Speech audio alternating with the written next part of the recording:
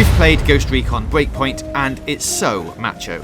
Of course, the series has always been a hoorah mix of special forces action and big explosions, but in Breakpoint, Ubisoft really want to push its operators to their limits, with stress, fatigue, hunger, dehydration and injury all just important as the size of their guns.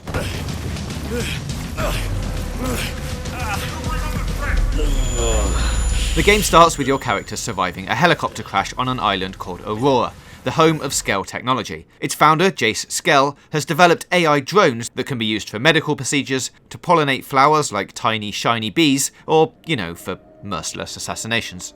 Lucky for you, there isn't a band of rogue special operatives called the Wolves, led by Cole Walker, aka Punisher's John Benthel, out there who are using the technology for nefarious reasons. Oh, no wait, sorry, there is. Yep, there's a band of poncho-wearing mercenaries hunting you down across the diverse terrains of Aurora. Bugger. I'm 2 mics out your location, but guy, something bad's on my ass. Rally on me to eliminate the threat.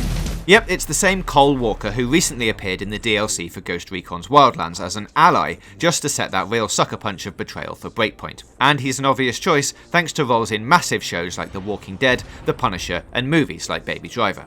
Of course, the game still has its trademarked, leashless 4-player co-op, but the idea is that you'll be forced to improvise in Breakpoint. One of the new features is the new bivouac, which lets you set up a little camp as a sad, secure location.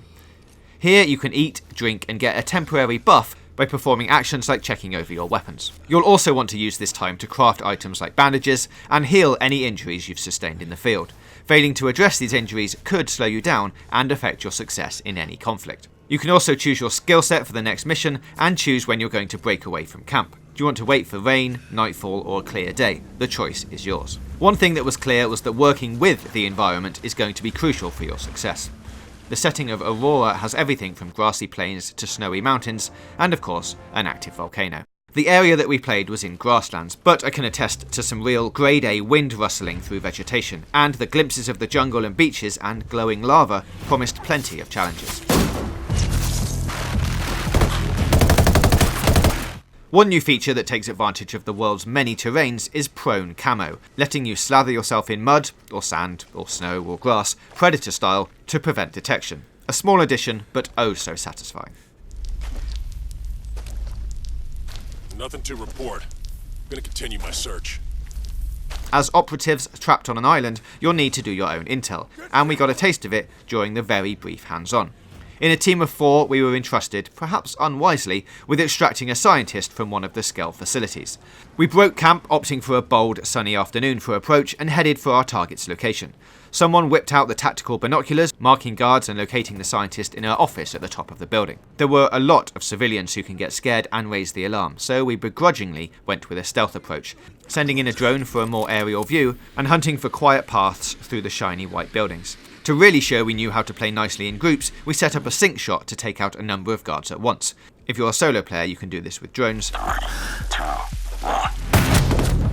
And then used a breaching kit to cut through the fence.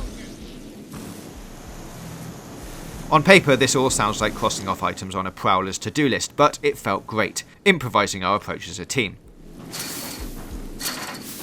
The game's new survival feel means a move away from the big briefings ahead of a mission, and the deeper dialogue options and story felt like a significant step forward from Ghost Recon Wildlands. Of course, despite our solid skills and a tiny bit of coaching from the developer babysitting our group, it got complicated very quickly. First, the scientist got injured in battle with a drone, so someone had to carry her fireman style through a rain of bullets, and then we got a secondary objective to sabotage the facility. Then, because bad luck comes in threes, a sort of wheeled robot drone rolled up and it was not there to deliver our groceries.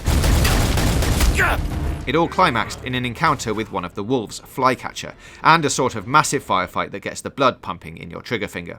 It all felt smooth and intuitive and satisfying, even if I'm more of a crash a helicopter into the building while laughing manically kind of player.